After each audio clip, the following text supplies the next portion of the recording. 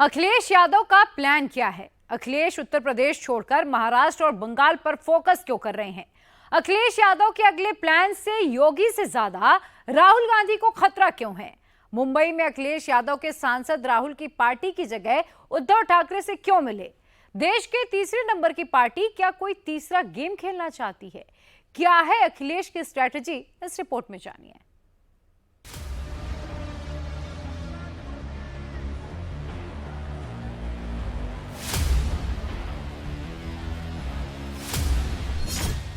दो विधायकों वाली समाजवादी पार्टी महाराष्ट्र में शक्ति प्रदर्शन क्यों कर रही है? उत्तर प्रदेश में 37 सांसदों वाली पार्टी की महाराष्ट्र में इतनी मूवमेंट क्यों है? यूपी में हिट समाजवादी पार्टी का पीडीए फॉर्मूला क्या महाराष्ट्र में भी फिट करने की तैयारी हो रही है? जब गुलिस्तान को खून की जरूरत पड़ी तो जब गुलिस्तान को खून की जरूरत थी, सबसे पहले गर्दन हमारी कटी।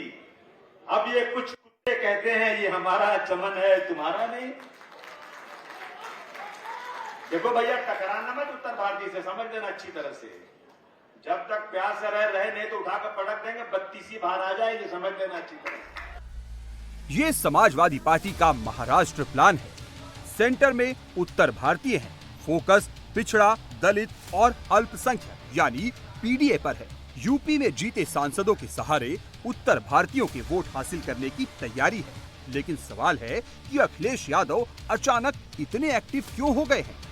यूपी के साथ साथ बंगाल और महाराष्ट्र में जोर आजमाइश क्यों कर रहे हैं? अखिलेश यादव का फ्यूचर प्लान क्या है, आपको बताते हैं। दरअसल यूपी में अखिलेश यादव की पार्टी नंबर 1 है। संसद में समाजवादी पार्टी तीसरे नंबर पर है। इंडी गठबंधन में अखिलेश यादव की पार्टी दूसरे पायदान पर है। अखिलेश यादव के पास फिलहाल टाइम ही टाइम है। लोकसभा चुनाव बीत चुका है, आगे 10 सीटों पर उपचुनाव है। उसके बाद सीधे 2027 में यूपी विधानसभा और 2019 में लोकसभा चुनाव होंगे। अखिलेश यादव अपनी सियासत को यूपी से आगे ले जाना चाहते हैं। ऐसा नहीं है कि अखिलेश यादव का ये प्लान 4 जून के बाद बना। सितंबर 2022 में समाजवादी पार्टी की राष्ट्रीय कार्य समिति में पार्टी को राष्ट्रीय दर्जा दिलाने का संकल्प लिया गया था। हालांकि तब ना लोकसभा में समाजवादी पार्टी की ताकत थी और ना ही विधानसभा में। लेकिन 2024 लोकसभा चुनाव में 37 सीटें जीतने के बाद अखिलेश का नेशनल ड्रीम फिर से जाग गया है। यूपी के भदोही में ममता बनर्जी की पार्टी को सीट देना और मध्य प्रदेश की खजुराहो सीट से चुनाव लड़ना इसी रणनीति का हिस्सा था। मुंबई में समाजवादी पार्टी के सांसदों ने जब कार्यकर्ताओं को संबोधित किया तो सभी के भाषणों में अखिलेश का पॉलिटिकल एम्बिशन एकदम क्लियर दिखा। आसिम साहब, जिस तरीके से यहाँ के लोगों ने संकल्प लिया है, मुझे उम्मीद ही नहीं, पूरा विश्वास है कि अखिलेश यादव जी ने जो झंडा बुलंद करके देश के अंदर नंबर 3 की पार्टी बना के समाजवादी पार्टी को खड़ा कर दिया है, उस समाजवादी पार्टी को राष्ट्रीय पार्टी का दर्जा दिलाने में महाराष्ट्र के लोग कोई कमी नहीं आने देंगे। साथियों, समाजवादी पार्टी को राष्ट्रीय पार्टी बनाना है कि नहीं बनाना है, बोलो। महाराष्ट्र में पहले से ही उद्धव ठाकरे की शिवसेना, शरद पवार की एनसीपी और कांग्रेस के बीच गठबंधन है। ऐसे में समाजवादी पार्टी को इसमें क्या जगह मिलेगी और मिलेगी भी तो कितनी सीटों पर चुनाव लड़ने का मौका मिलेगा? दरअसल यूपी में अखिलेश यादव को मुस्लिमों का भरपूर समर्थन मिला था। महाराष्ट्र में समाजवादी पार्टी का सबसे बड़ा चेहरा अबू आजमी भी मुस्लिम है। अखिलेश यादव को लगता है कि महाराष्ट्र में अगर उनकी पार्टी चुनाव लड़ेगी तो यहाँ भी उन्हें मुस्लिम वोटरों का पूरा सपोर्ट मिलेगा। अखिलेश अपनी इसी पॉलिटिकल पावर के दम पर महाविकास आघाड़ी के साथ बार्गेनिंग कर रहे हैं। समाजवादी पार्टी के महाराष्ट्र में 2 विधायक हैं। इस बार पार्टी 15 सीटों पर दावा ठोक रही है। अगर गठबंधन होता है तो सपा 8 से 10 सीटों पर भी चुनाव लड़ने को तैयार हो सकती है। सर, आपसे ये जानना चाहेंगे कि कल का शक्ति प्रदर्शन महज एक शक्ति प्रदर्शन था या फिर आने वाले विधानसभा चुनाव में अब तैयारियां एकदम जोर शोर से शुरू हो गई? दोनों चीज़ें हैं ना, एक इलेक्शन भी है, उसकी तैयारी भी हम शुरू कर रहे हैं। दूसरा, समाजवादी पार्टी के 37 एमपी चुनकर आए हैं, ऐसे वक्त में चुनकर आए हैं जब 400 पार का नारा था और मतलब एक सारा साधन होने के बाद, सब कुछ होने के बाद, अयोध्या में मंदिर बनाने के बाद, इतनी क्रेडिट लेने के बाद भी अयोध्या की सीट और सब 47 हम लोग जो है 37 सीटें जीतें, तो हमारा ये मकसद है कि हमारी पार्टी कब तक राज्य की पार्टी रहेगी। हमें इसको राष्ट्रीय पार्टी बनाने के लिए मेहनत करना है, इसलिए हमने शुरुआत किया है ये। अच्छा आज़मी साहब, हमने लोकसभा चुनाव में देखा कि उद्धव ठाकरे, शरद पवार और कांग्रेस, इन तीनों के बीच जो कोऑर्डिनेशन हुआ, सीट बंटवारे को लेकर एक लंबी बहस चली। तो अब विधानसभा चुनाव में जैसा कि साफ है कि आप महाविकास अघाड़ी के साथ मिलकर चुनाव लड़ेंगे, कैसे बैठेगा समीकरण? अब नहीं, मैं इसके बारे में कुछ बोल नहीं सकता, ये अखिलेश जी की जिम्मेदारी है। हमारे राष्ट्रीय अध्यक्ष श्री अखिलेश जी ने कहा है कि मैं बात कर रहा हूँ, वो बात करेंगे अलायंस की, जो भी तय होगा हम करेंगे। लेकिन जिस गठबंधन में पहले से ही सीटों को लेकर खींचतान चल रही हो, वहां अखिलेश की पार्टी के लिए 10 सीटें कौन छोड़ेगा? दरअसल यूपी में कांग्रेस समाजवादी पार्टी के साथ जरूर है, लेकिन महाराष्ट्र में अखिलेश यादव के एक्टिव होने से कांग्रेस और शरद पवार की पार्टी की ही टेंशन बढ़ेगी।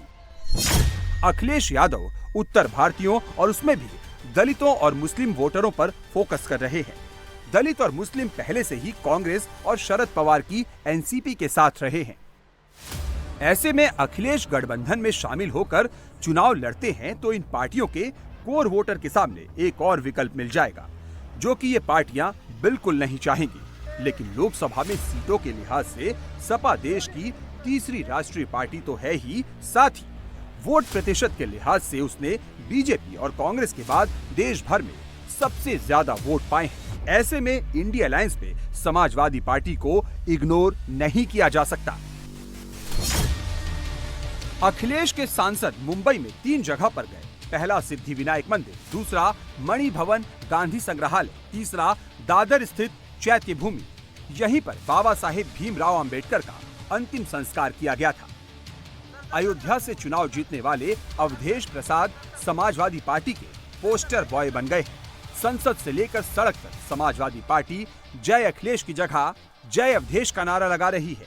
सपा अवधेश प्रसाद को बीजेपी के हिंदुत्व की कार्ड के तौर पर पेश कर रही है। इसके अलावा अवधेश प्रसाद को आगे कर पार्टी दलित वोटर्स को भी रिझाना चाहती है। यही वजह है कि अवधेश प्रसाद को मातोश्री से भी बुलावा आया। उद्धव ठाकरे ने अयोध्या के सांसद से मिलने की इच्छा जताई। ये भेंट मुलाकात कोई राजनीतिक भेंट मुलाकात नहीं थी, एक शिष्टाचार भेंट थी।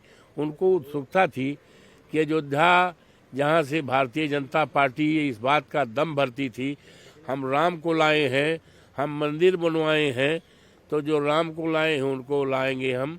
तो उनका ये धर्म पर आधारित राजनीति को वहाँ की जनता ने सफाया कर दिया है और इस बात का संकेत और संदेश दिया है, इस देश में धर्म पर आधारित राजनीति नहीं चलेगी, सांप्रदायिकता की राजनीति नहीं चलेगी, ये राजनीति चलेगी, पीडीए चलेगी, बाबा साहब भीमराव अंबेडकर के संविधान की राजनीति चलेगी, आरक्षण की राजनीति चलेगी।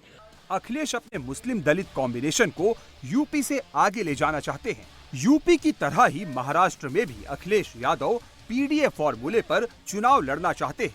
महाराष्ट्र में पीडीए की सियासी ताकत क्या है, ये भी समझिए।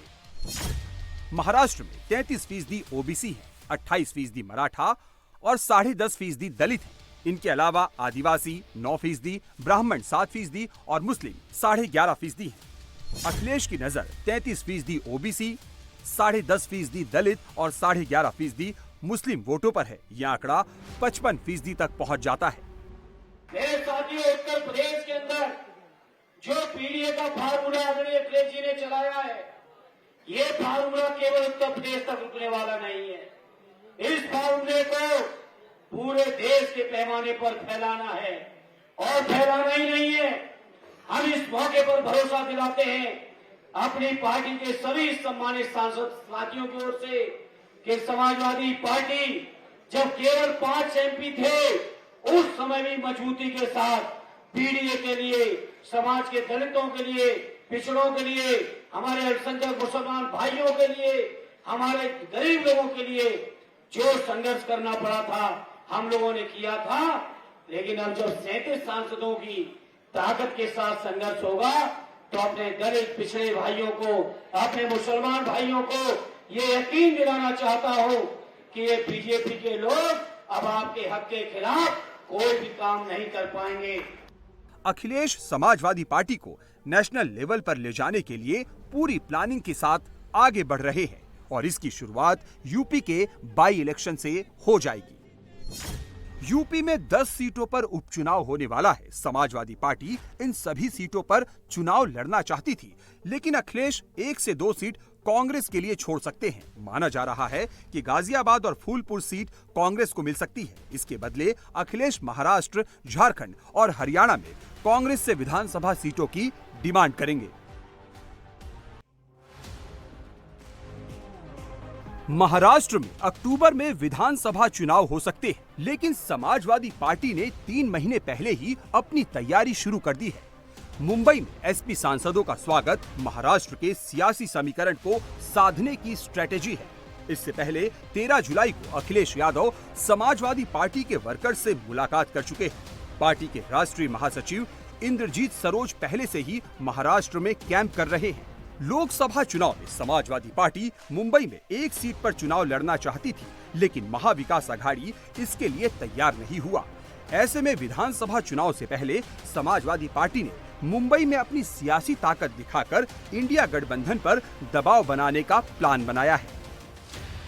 महाराष्ट्र में समाजवादी पार्टी बड़ी सियासी ताकत नहीं है, लेकिन 2009 से ही विधानसभा में उसकी मौजूदगी जरूर रही है।